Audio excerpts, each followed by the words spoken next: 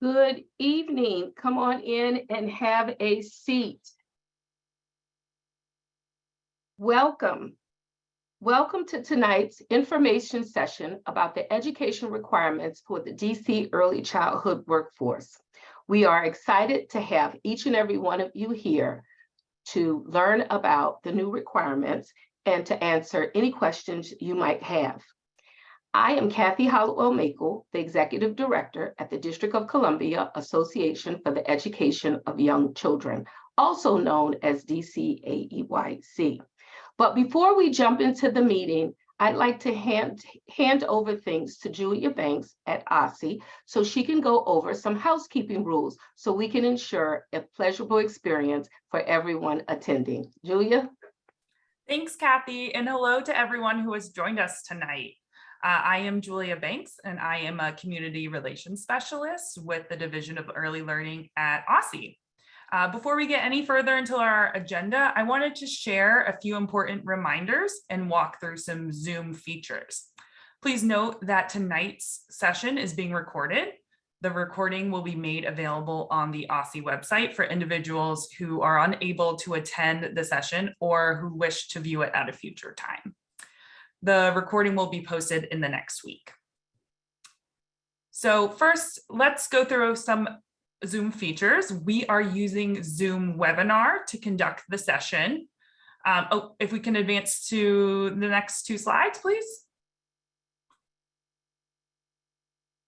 Great, thank you. Because we're using webinar mode, all attendees are muted and their video is off. There will be a few Zoom engagement features we want to walk through that you might find helpful during the session. So first are the language channels, which you can find by clicking on the globe icon found on the bottom of your screen and highlighted on this slide in orange. In addition to offering today's session in English, there are Spanish and Amharic language channels set up. Please click the icon and select the language you would like to tune into. If you're in the English call, you should still click the EN for English call. I will now invite the moderators from the Spanish and Amharic language channels to provide instructions for individuals who would like to attend the session in one of those languages. Thank you, Julia. Si desea usted escuchar esta reunión en español, por favor haga clic en la parte de abajo de su computadora en la pantalla, en donde encontrará un botón que parece globo terráqueo. Va a decir interpretación. Selecciónelo y luego seleccione español.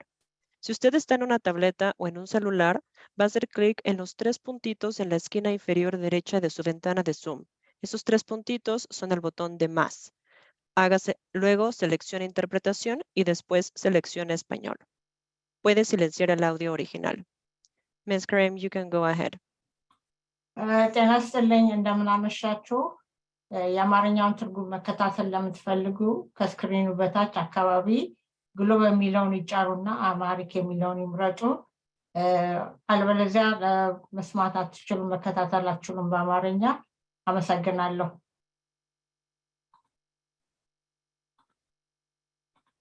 Thank you to our interpreters and moderators for providing those instructions. We'll now walk through a few additional Zoom features. First, we will use the chat box highlighted on this screen with a green box throughout today's session to share links and other information with attendees for reference. And next is the leave meeting button highlighted on the screen in purple. If you need to leave the meeting early, you can click that button. And finally, it is the Q&A feature. If you have questions that you'd like to ask during the session, please submit them using this feature. We will go into a little more detail on the next slide on how to use the Q&A feature. So next slide, please. If you have not used the Q&A feature before, here is what it will look like on your screen. To submit a question, type it in the box seen here highlighted in red and click submit. Please note we are going to do our best to answer all the questions that come in.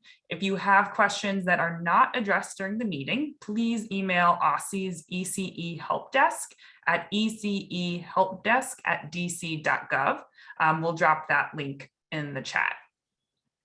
And then next slide, please. We have translated slides today. So in addition to the language channels, the slides we are presenting today are available in Spanish and Amharic.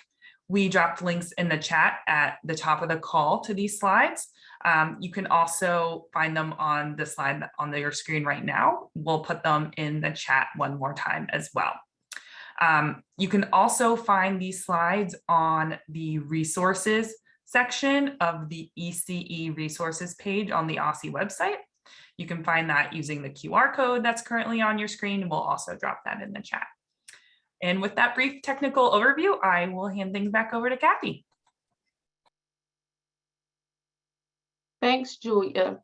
In addition to hearing from Julia and myself, you'll also hear from Dr. Gwen Abo, who is the program manager for the Workforce Development and Enhancement at OSCE. Next slide. So let's go over next slide. So let's go over today's meeting objectives. So we hope that tonight you will get information about the minimum education requirements for the DC early childhood workforce, direct early childhood educators to resources and supports that are available to help them achieve the required education credential for their staff type, answer questions from early childhood educators. And we know that we've been getting lots of questions, and we hope tonight's presentation will provide some answers for you. But in case it doesn't, we'll have a Q&A at the end of this session. Next slide, please. Okay. So we will start out today's session for sharing some history and background about how and why these education requirements came to be. Next, we'll dive right into the specifics on the education requirements for each staff type. We'll then highlight resources and supports that are available to the early childhood education workforce to achieve the required credentials.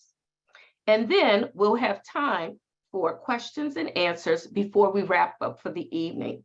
Throughout tonight's session, I encourage you to share questions in the chat while we'll answer those questions submitted by educators in advance in tonight's session, as well as questions we receive in the chat. So we've already received some questions. We'll make sure we answer those, and then some questions that come up in the chat.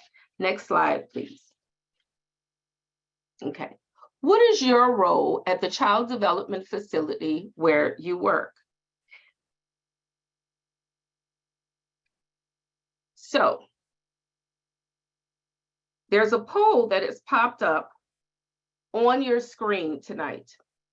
And we asked, just to know who's in the audience, we asked that you answer this poll question. What is your role at the child development facility where you work? The options are center director, teacher, assistant teacher, expanded home caregiver, associate home caregiver, substitute aide. I'm interested in becoming an early childhood educator in DC, other, or I do not work in a child development facility. We'll give you a moment to answer that poll question and submit those answers.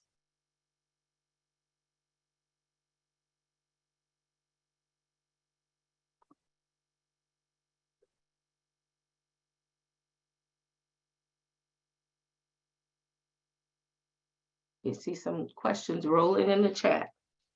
Feel free to drop those questions in the chat while we give folks a minute to answer the Zoom poll.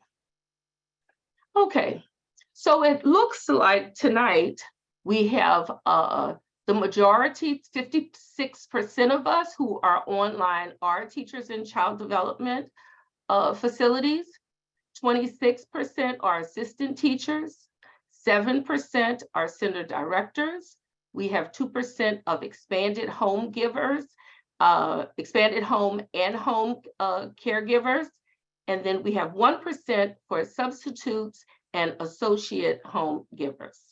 And it looks like we have just 5% of others that are on. Okay, Now, we'll move to our first agenda item to keep this moving. Oh, I'm sorry.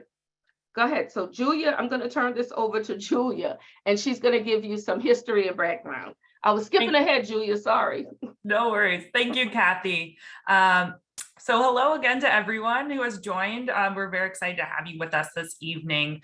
To begin tonight's session, I'd like to share some history and background on the education requirements for the DC early childhood workforce. Next slide, please.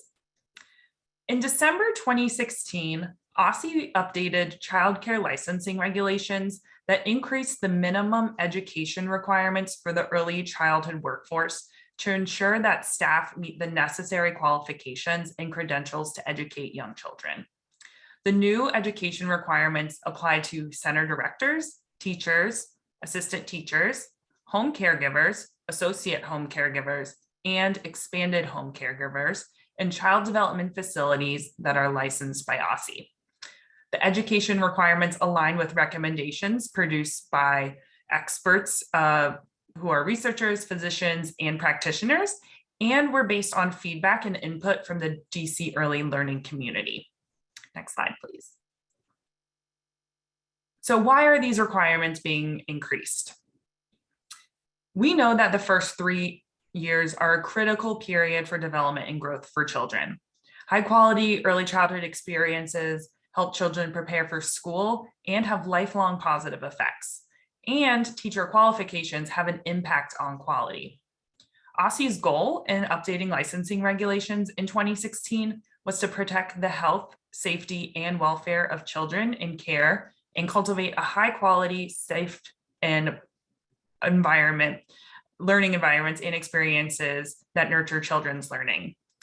The education requirements included in the regulations support these goals by ensuring that all early childhood educators have training in child development and that those in lead teacher, expanded home caregiver, and director roles have additional knowledge and skills necessary to create high quality learning experiences for children and to supervise other staff to deliver quality early learning programs. With that background, I will now hand things over to Dr. Buen Abo, who will walk through the education requirements for each staff type and available resources and supports. Buen? Thank you, Julia. Hello, everyone. I am Dr. Buen Abo, and I am the Program Manager for Workforce Development and Enhancement in the Division of Early Learning here at ECE. Thank you, everyone, for joining this evening. I'd like to begin by walking through the education requirements and deadline for each staff type. Next slide, please. This chart provides an overview of the requirements for each staff type. As you can see here, the deadline to achieve the minimum educational credential for most staff types is December 2, 2023. Please note, the exception here is for center directors. The educational requirement for center directors went into effect on December 2, 2022. We'll dive into the specific requirements for each staff type in just a minute. But first, I'd like to share that if you are unsure of your staff type, please talk to your employer. An individual's staff type is based on their responsibilities at the facility where they are employed and their qualifications. Next slide, please. The first staff type I'll address is center director. Center directors are required to have a bachelor's degree in early childhood education, including early childhood development, early childhood education, elementary education, or early special education, or a bachelor's degree in any subject area with at least 15 semester credit hours in early childhood education. As I shared on the previous slide, this regulation went into effect on December 2, 2022. Next slide, please. Teacher is a staff type for individuals who are employed at the Child Development Center. Teachers are required to have an associate degree in early childhood education or early childhood development, child and family studies, or a closely related field, or an associate degree in any subject area with at least 24 semester credit hours in early childhood education. A teacher with a bachelor's degree in early childhood education meets the minimum education requirements. The deadline to meet this requirement is December 2, 2023. Assistant teacher is another staff type for individuals employed at the Child Development Center. Assistant teachers are required to have a Child Development Associate credential or CDA credential or an associate degree or higher in any field. The deadline to meet this requirement is December 2, 2023. Home caregivers and associate home caregivers, which are staff types for individuals employed at a child development home or expanded child development home, are required to have a child development associate or CDA credential. Similarly, the deadline to meet this requirement is December 2, 2023. And finally, we have expanded home caregiver. This is a staff type for an individual at an expanded child development home. Expanded home caregivers are required to have an associate degree in early childhood education or early childhood development, child and family studies, or a closely related field, or an associate degree in any subject area with at least 24 semester credit hours in early childhood education. An expanded home caregivers with a bachelor's degree in early childhood education meets the minimum education requirements. The deadline to meet this requirement is December 2, 2023. Now we'll move on to our next agenda item, resources and supports. There are a number of programs made possible by OSCE as well as other entities to support early childhood educators to achieve credentials. I will first highlight a few programs available to support educators to achieve the CDA credential. Then I'll share information about scholarship programs for those pursuing an associate or bachelor's degree. For those staff types that the minimum education requirements include a child development associate, assistant teachers, home caregivers, and associate home caregivers, these are two programs you may consider. Both of these programs offer free, in-person, and/or hybrid CDA training and preparation programs for early childhood professionals seeking an initial or renewal CDA credential.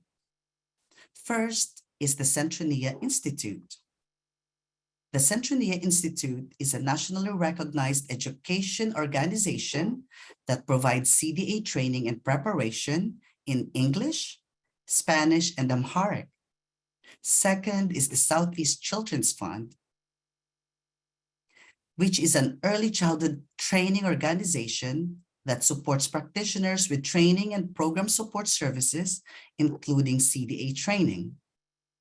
The contacts for these respective programs can be found on the screen. We'll also drop their information in the chat.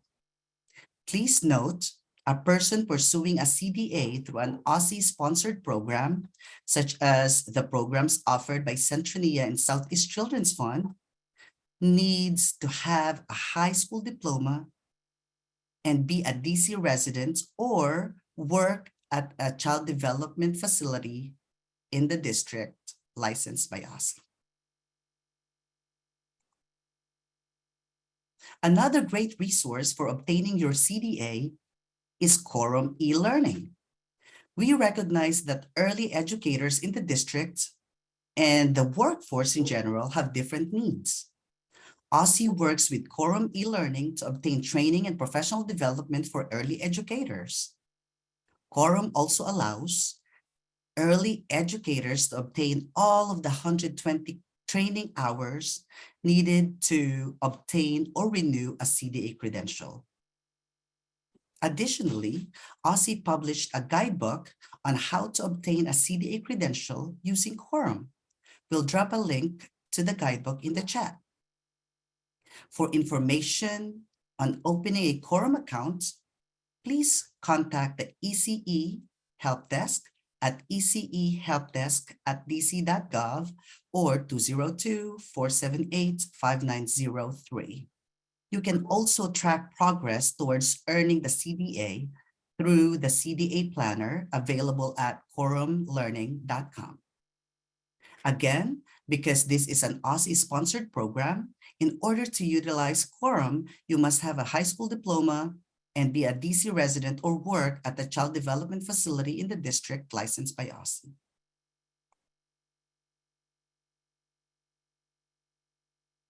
Now, let's walk through scholarship opportunities for individuals pursuing an associate or bachelor's degree. It's important to note that the first three programs that I will highlight are for DC residents only. First is the DC Futures Program. The DC Futures Program is available for DC residents who meet program eligibility requirements to earn their first associate or first bachelor's degree in majors leading to high demand jobs. The program provides a last dollar scholarship option or for tuition, fees, and cost of attendance at 3 local universities, in addition to college coaching and support services that will address personal and financial barriers to completion for all participants. The universities that participate in DC Futures are Catholic University of America, Trinity Washington University, University of the District of Columbia, or University of the District of Columbia Community College. We will drop a link in the chat where you can find more information about DC Futures on the ECE website, as well as who to contact for more information on the program.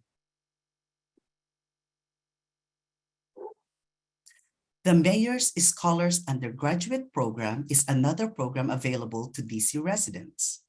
The Mayor's Scholars Undergraduate Program provides need-based funding for eligible DC residents earning their first associate or first bachelor's degree at select area colleges and universities. The program is a last dollar award, meaning it can be used to fill the gap between a student's financial aid package or the cost of attendance. We will drop a link in the chat to where you can find more information about the Mayor's Scholars Undergraduate Program and who to contact for more information. And one more program for DC residents that I'd like to highlight is DC Tuition Assistance Grant, or DCTAG. DCTAG is a student-level grant program that provides grants of up to $10,000 toward the difference between in-state and out-of-state tuition at public colleges and universities to eligible DC residents. It is recommended that if you plan to apply for the Mayor's Scholars Undergraduate Program or the DC Futures Program, that you apply to DCTAG first. We'll include a link in the chat to more information about this program, as well as who to contact with questions.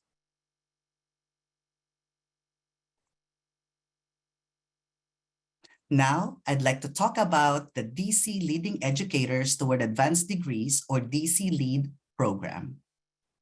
ECE, in partnership with Southeast Children's Fund, launched the DC Leading Educators Toward Advanced Degrees, or DC LEAD program in June 2022. The DC LEAD program grant aims to provide the district's childcare educators with the knowledge, skills, and credentials needed to work in DC's youngest learners and increase the number of high-quality early childhood professionals in the district through scholarships for post-secondary degrees. Please note, Maryland, and Virginia residents who work in child development facilities licensed by ECE can apply to DC Lead. The DC Lead program provides scholarships and incentives to childcare educators in the District of Columbia to complete coursework toward an associate and/or bachelor's degree in early childhood education. For more information or questions, please contact DC Lead. Their information is in the chat. There are a number of other scholarship and grants that early childhood educators can also pursue. For example, you may consider looking into assistance that is available at the college or university you're currently attending or interested in attending. There are also federal Pell Grants, the federal student aid or PAFSA, and finally, the Advancing Early Education Collaborative. This is an initiative between American University, Trinity Washington University, Lift DC, and Martha Stable. And this collaborative has supports available to achieve credentials. I'd like to note that Advancing Early Education Collaborative is hosting an in-person open house on Saturday, April 1 from 10 a.m. to 1 p.m. We'll drop a link in the chat to where you can find more information and register to attend. Now, let's talk about waivers. We have received some questions from early childhood educators if it is possible to apply for a waiver if they are unable to meet the education requirements by the required deadline. As a general practice, ECE may waive compliance with one or more provisions in Chapter 1 of Title 5A in the District of Columbia Municipal Regulations, or DCMR, including waiver for qualifications. In order to be approved of a waiver, number one, there must be a demonstrated immediate economic impact or hardship on the facility or staff member is sufficiently great to make immediate compliance impractical despite diligent efforts. Second, the facility or staff member is meeting or exceeding the intent of the regulation for which the waiver is requested. And the health and welfare of staff and children are not jeopardized as alternative means have been put in place that ensure the health, safety, and welfare of children and staff.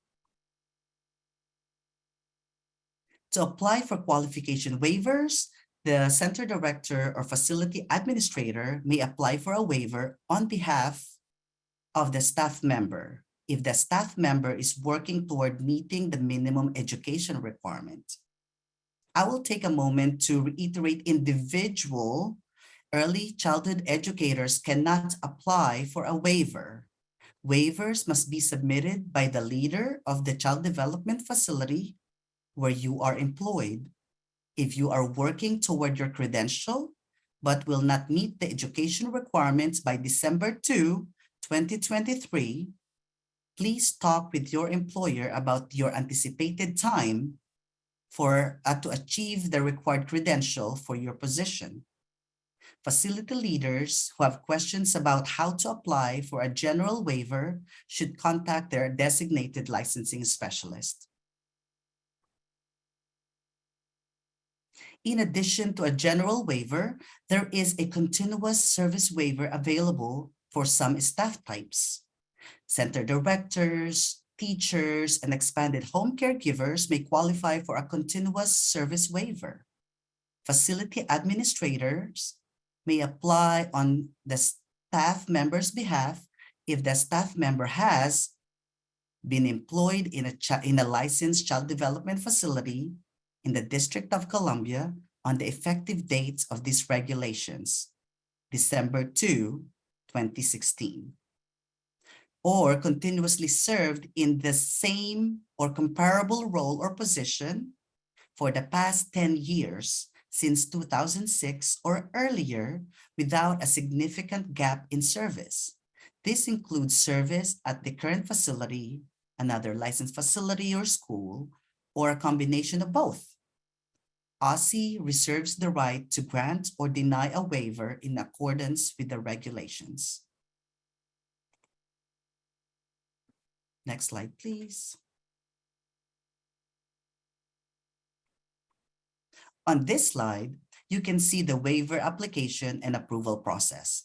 I'd like to note that waivers are processed on a case-by-case basis and are not guaranteed. Individuals in all staff types are encouraged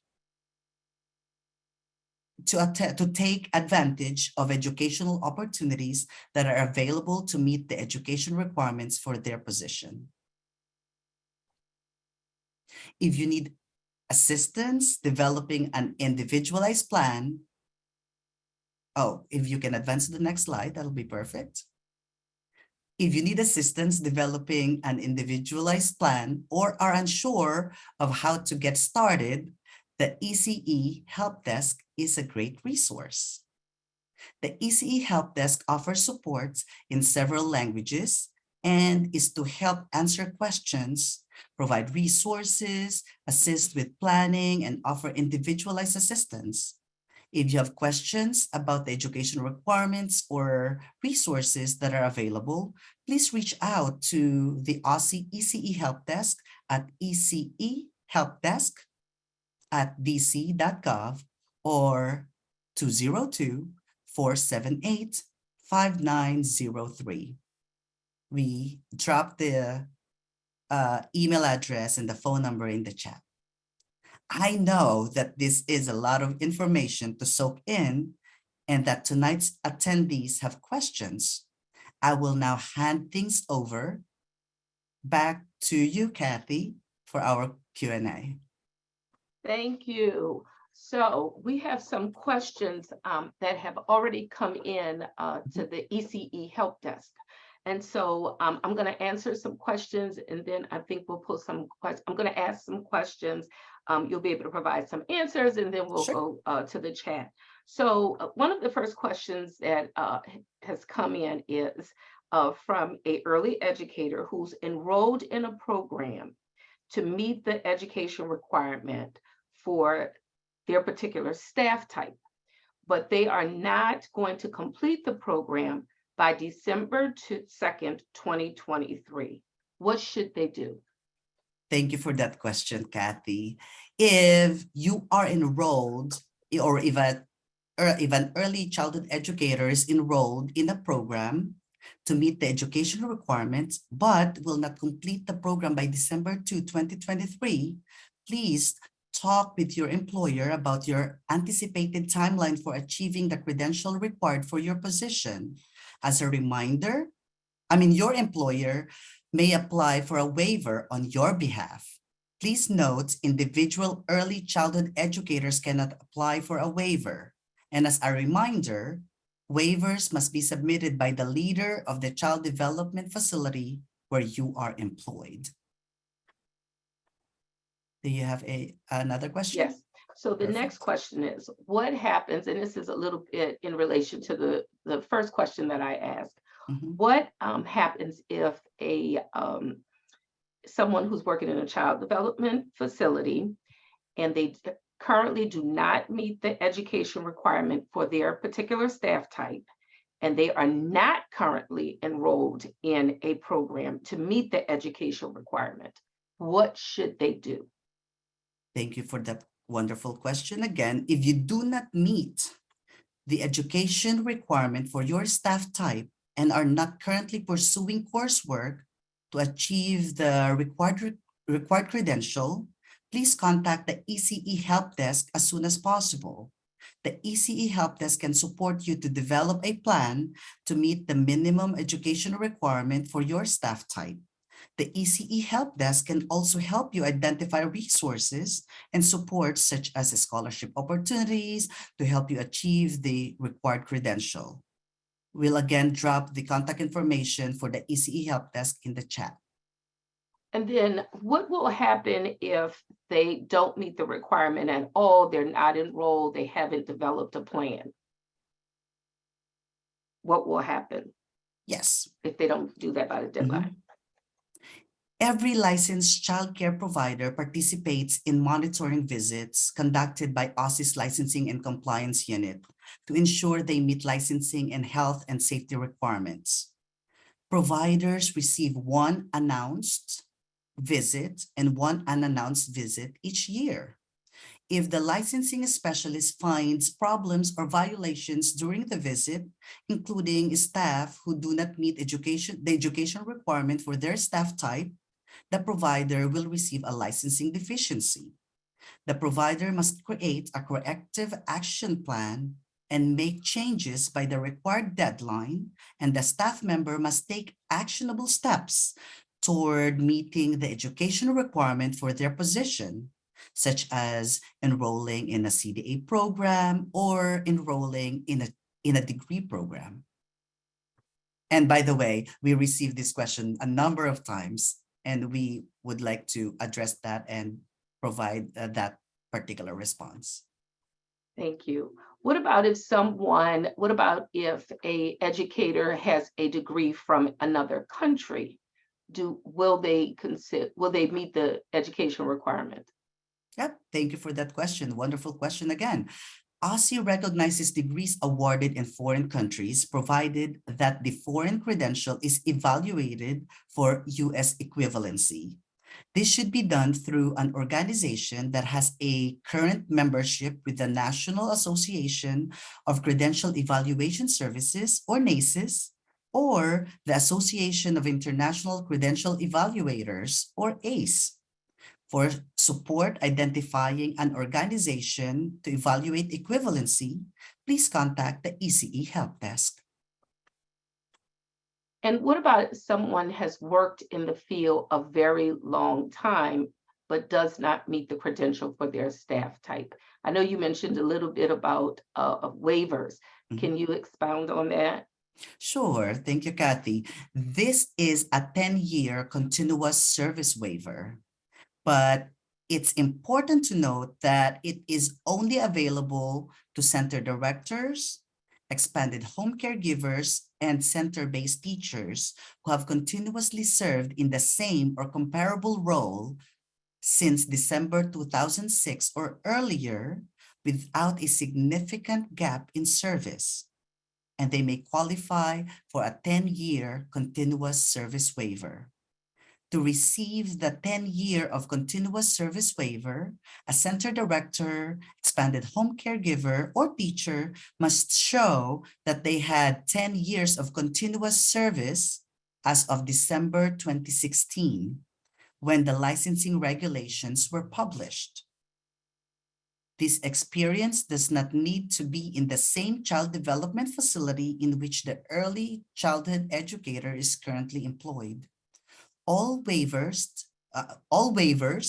must be submitted by the facility leader. Waivers are processed on a case-by-case basis and are not guaranteed. OSCE reserves the right to grant or deny a waiver, as I mentioned earlier, in accordance with our regulations. All early childhood educators are strongly encouraged to take advantage of educational opportunities that are available.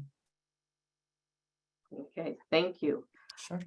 What other, someone wants to know what additional supports are available for educators pursuing their CDA for their staff type? Sure. There are several options for an early childhood educator to achieve the CDA credential at no cost to them. A few options that I highlighted earlier in the presentation are those offered by Centronia and Southeast Children's Fund, as well as the online option through Quorum. We'll drop again links in the chat to more information on those programs. And if I'm not mistaken, I believe the Advancing Early Education Collaborative also offer CDA credential training and preparation at no cost. Okay. Is there a limit to the amount of folks who can apply for certain scholarships if they are pursuing their associate's degree or bachelor's degree. As always, scholarships or fund is based on funding availability. Okay, thank you. Mhm. Okay. And Julia, did you want to pull some questions from the chat? Yeah, it looks like we have some questions that we received related to pay. Specifically, folks are wondering if they get their education credential, if they will get more money from the direct payments that they're currently receiving from AidKit.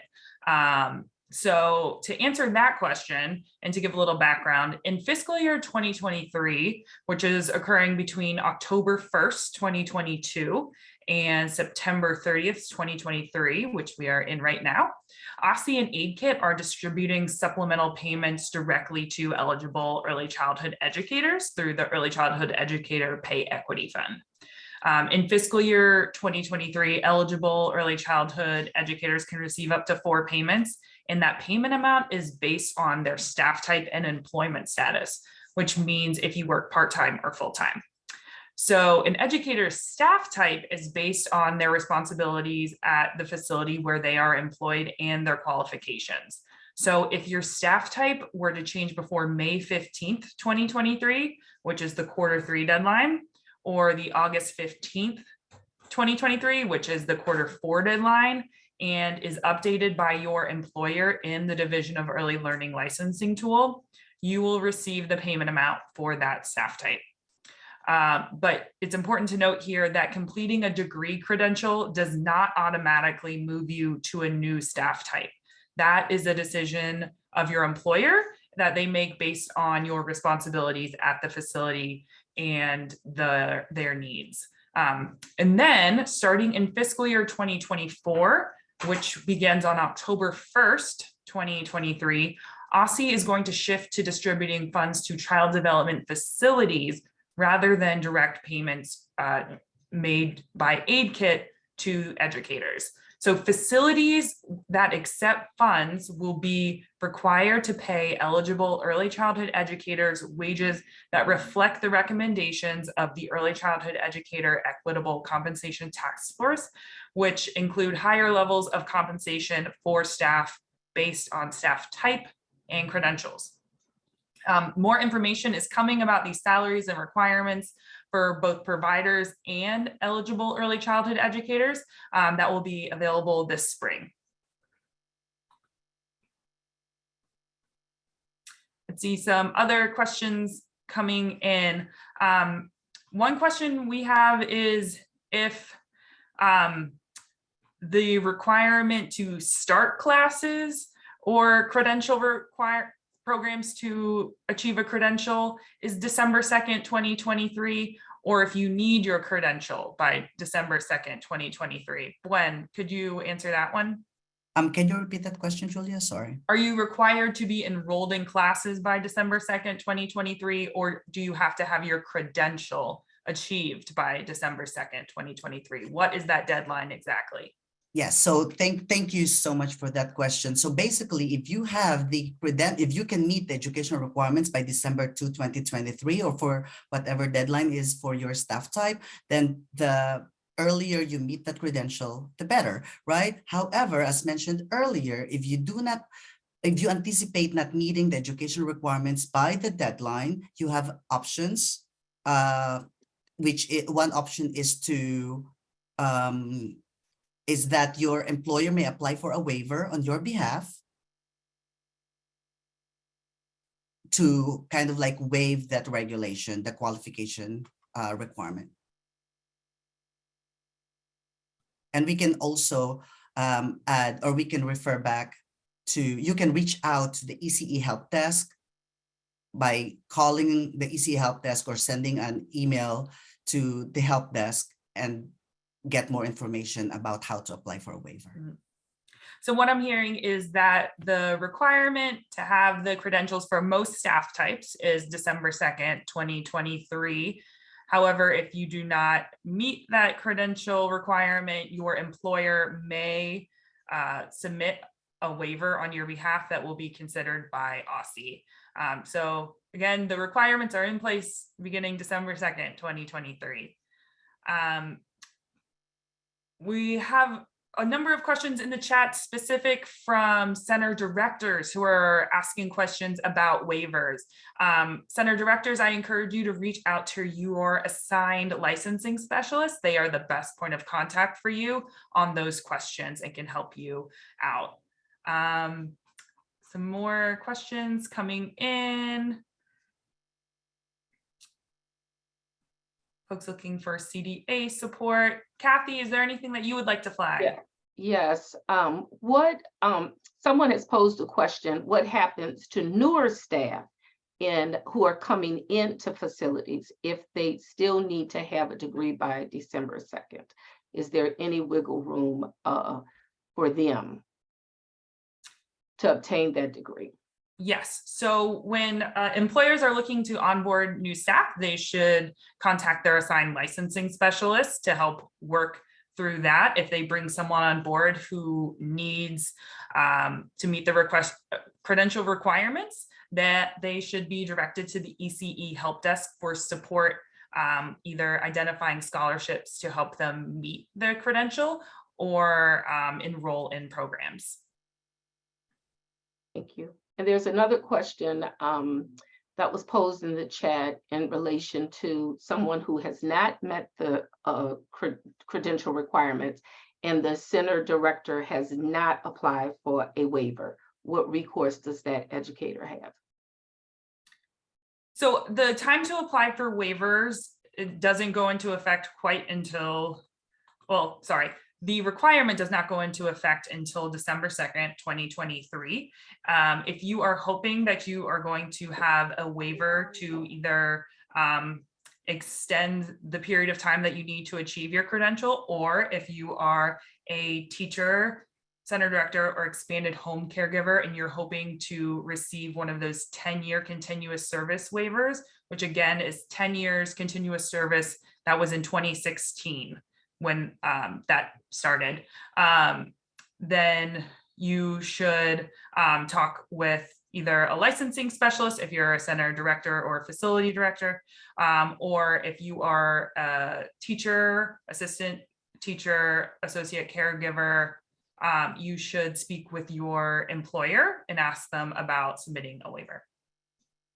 And then is there a limit to the time waiver? Are the waivers permanent? Is it 5, 10 years? How long are the waivers good for?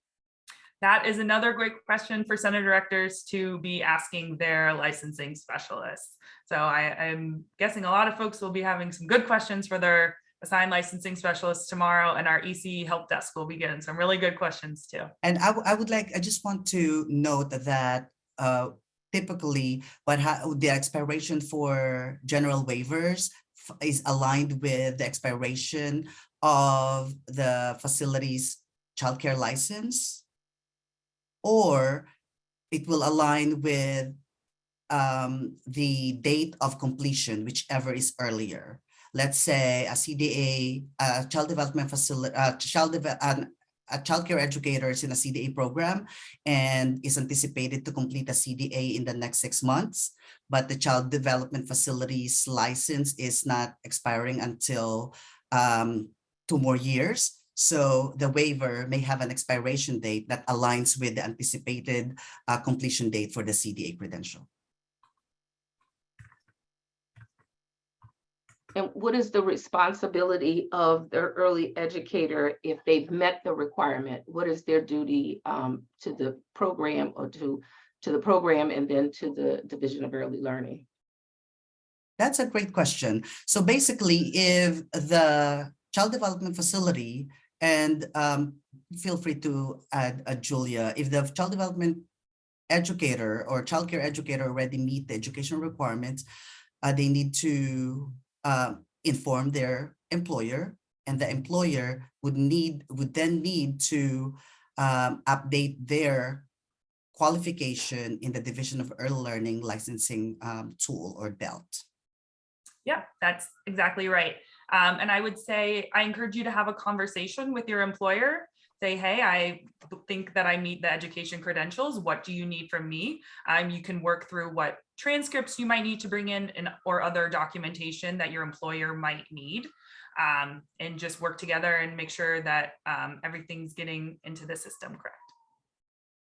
And just for clarification around the waiver, around the 10 years of continuous service, is it 10 years continuous service in a DC facility or just in the field? So maybe if this person worked in Maryland or Virginia, but they've had a continuous 10 years of uninterrupted service in the field. It is in the field in a comparable or similar role. Okay. So it doesn't matter the location. Okay. Thank you. I also Okay. want to note that there are also resource guides or planning guides that can help childcare educators to create a plan to meet the education requirements. And they are on the OSSI website under the resources for each staff type. We can drop that in the link again. Or I mean, we can drop the link in the chat again. So this is a burning question. Mhm. Everyone wants to know, if you receive a waiver, are you still eligible for the equitable pay? Yes, as we mentioned earlier, in fiscal year 23, which we are in right now, we are continuing with direct payments to eligible early childhood educators. As long as you are in an eligible staff type and you have an approved application and meet all the other eligibility criteria for a payment, then you will continue to receive your payments. And Kathy, I want to be mindful of time. I think we might want to move on to the next portion. Yes. Okay, thanks, Julia. So we appreciate everyone taking time of their busy schedules after a long day's work. So now this is a chance for us to all have a little fun. If you would like to enter for a chance to win a $50 Visa gift card provided courtesy of by DCAYC, please enter your email address into the chat or the questions. There will be a Zoom poll that Or a Zoom appears poll, at thank you. the, Oh, I see response, thanks. at Okay. the end of the session. perfect. Once we close out, you will have the opportunity to put in your email address. Thank you. Okay. And then I'll also like, can you advance this slide? So, yes. So April is coming up. April is the month of the young child, where DCAYC and all of our partners really celebrate early educators, young children, and their families. This year, as in previous year, DCAYC will host a variety of virtual programming and in-person activities in the month of April for the entire early childhood field. And so we're encouraging folks to take a look. We're going to drop in the chat a link to our calendar. And the calendar has a full month of virtual and in-person activities. What's different about this year opposed to last year is that programs will have an opportunity to sign up to host an in-person event. We have music Mondays, we have Tasty Tuesdays, Work Together Wednesdays, Artsy Thursdays, and Family Fridays, where we'll have performers and entertainers come in to provide programming that are in line with the daily things. So that the calendar preview has been put into the chat. We want you to take a look at it, and starting tomorrow, you'll be able to sign up for activities. But in order to host the in-person activities, you must be a DCAYC member, but virtual programming is open to everyone. We hope you'll join us. We have a month of great activities planned. Okay.